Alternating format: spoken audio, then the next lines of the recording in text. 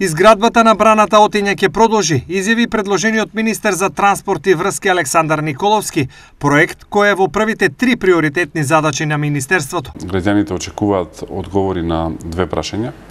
Прво е изградбата на експресниот пат од Градско до Прилеп, кој што ја поврзува Пелагонија и Централна Македонија со остатокот од државата. И тоа е нешто во кое што прво ќе имам увид.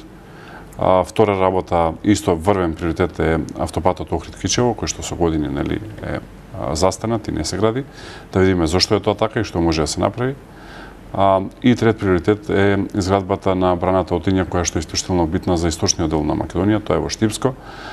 Така што овие 3 проекти ќе се првите со кои што ќе се занимаваме следната недела. Браната Отиња со изградба е започната во 2021 година и во моментов се завршени околу 60% од работите.